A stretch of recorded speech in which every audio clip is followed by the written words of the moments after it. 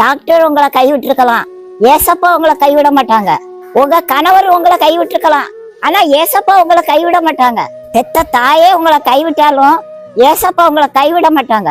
30 வயசுல என்னை என் கணவர் கைவிட்டுட்டு போயிட்டாரு. நான் பெத்த பிள்ளைக்கு 1 வயசு. ஏசப்பா என்னை கைவிடல. இந்த வீடியோ எடுக்கறதா என்னோட வீடு. 3 வருஷத்துக்கு முந்தையே இந்த வீட்டை வித்துட்டேன். இந்த வீட்டை வாங்கின மகராசன் நல்ல மகராசன். இந்த வீட்டை வாங்கின மகராசன் நீங்க கடைசி வரைக்கும் மண்டே போட வந்து இந்த வீட்டுல இருங்க, நீங்க வீட்டை காலி பண்ணி போக வேண்டாம் அப்படின்னு சொல்லிட்டான். நல்ல மகராசன். இது வரைக்கும் வாடகை இல்லாம இருக்கேன். ஆண்டவர் என்ன ஏசப்பா என்ன எத்தனை வருஷம் வச்சிருக்காரோ தெரியல. கடைசி வரைக்கும் இந்த வீட்டுல வாடகை இல்லாம இருக்க போறேன். இதெல்லாம் ஏசப்பாவோட கிருபை இல்லாம வேற ஒண்ணும் இல்லைங்க. அவர் தான் மனுஷர் கண்கள்ல தயவ கட்டளையிடுவாரு. அவரை நம்மள பிள்ளைகளுக்கு ஒரு குறையும் வைக்க மாட்டாரு. எந்த சூழ்நிலையிலும் ஏசப்பா உங்களை கைவிடவே மாட்டாருங்க. மனுஷங்க கைவிட்டதுனால உங்களுக்கு ஒரு நஷ்டமும் இல்லைங்க.